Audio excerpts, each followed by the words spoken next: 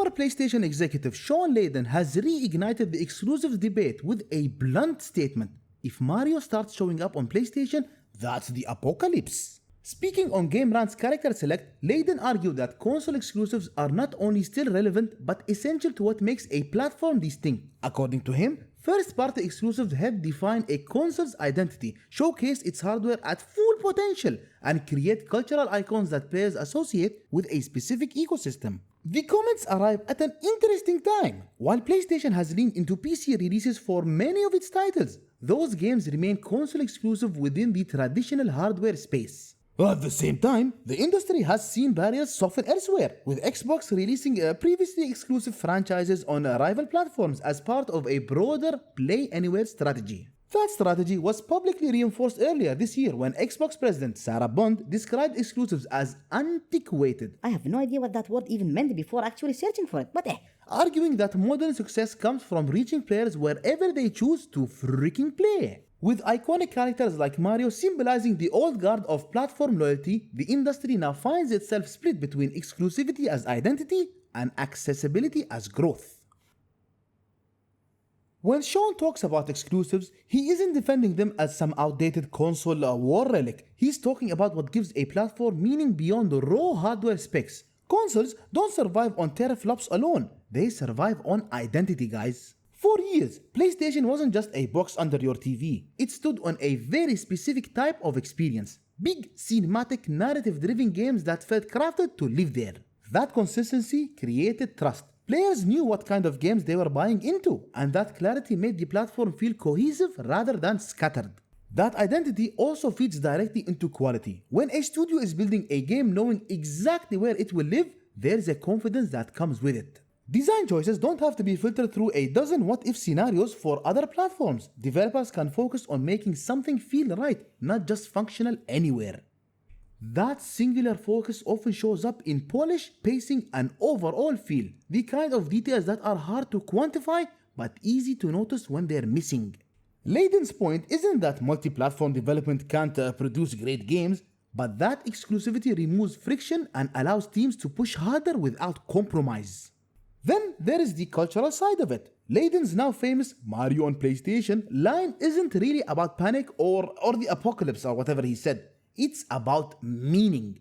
Certain characters become inseparable from the platforms they represent. They don't just sell units, they carry memories, expectations, and emotional weight. When icons are tied to a specific ecosystem, they act as symbols of what that platform values and delivers. Spread them everywhere and they risk losing that identity, becoming recognizable but diluted. In Layden's view, exclusives aren't about locking people out. They're about giving a platform a voice, a signature, and a sense of permanence in an industry that changes fast. That's the core of his argument, guys. Exclusives, when done right, don't restrict creativity. They concentrate it. Where Shawn looks at exclusives as the soul of a platform, Sarah approaches the industry from a very different angle, one centered on reach, sustainability, and scale. Her arguments isn't about erasing identity, but about removing barriers. In a market where players are spread across consoles, PCs, handhelds, and increasingly cloud-based setups, limiting who can access a game can feel less like a curtain and more like freaking friction. The most obvious strength of this philosophy is how many people it allows a game to reach. By making titles available across platforms, Xbox shifts the focus away from hardware ownership and back onto the software itself. Players, they don't have to buy a specific console just to participate. They can engage on whatever device they already use. That kind of accessibility dramatically widens a game's potential audience and lowers the entry point for new players. From a business perspective, it also acknowledges one simple reality. The more places a game exists, the more chances it has to grow organically. That broader reach is translated directly into stronger software performance over time. Selling the same games across multiple platforms extends its lifespan and increases its revenue ceiling, especially as development costs continue to rise. Instead of relying on exclusives to move hardware, this model treats games as long-term products that can sustain updates, expansions, and continued engagement well beyond launch. It's a strategy that prioritizes resilience. fewer all or nothing releases, and more steady returns that can fund future projects. This approach also fits naturally with live service and multiplayer titles where success depends on scale rather than scarcity. Games designed around shared spaces and ongoing content, they thrive when communities aren't fragmented by platform walls. Titles like Fortnite or Minecraft demonstrate how availability across ecosystems fuels longevity, social reach, and cultural relevance. From Bond's perspective, meeting players wherever they are isn't just consumer friendly, it's increasingly essential. In an industry where attention is one of the most valuable currencies out there, accessibility becomes its own competitive advantage. Now, gamers and gamerettes, this is where I step away from the idea that this conversation is about choosing between Layden or Bond, because the longer you sit with their arguments, the more obvious it becomes that they're not actually contradicting each other at all. In fact, they're answering two completely different questions. Layden is asking, what gives a platform meaning? Bond is asking, how do games survive and grow in a fragmented modern market? Those questions, they overlap, but they are not the same. And pretending they are is where most of the discourse falls apart. The hidden truth underneath this entire debate is extremely simple, guys. Strategy doesn't save weak games. Exclusivity doesn't magically turn something average into something special, and putting a game everywhere doesn't automatically make it successful.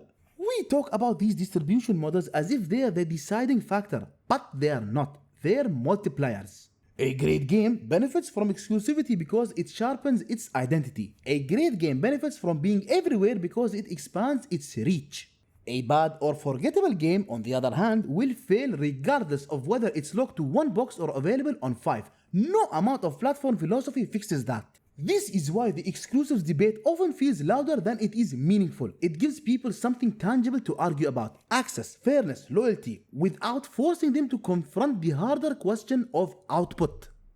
It's so freaking easy. I swear to God, it's so easy to say a game failed because it was exclusive or succeeded because it was multi-platform, rather than to admit that quality, timing, and creative vision still matter more than any business model attached to them.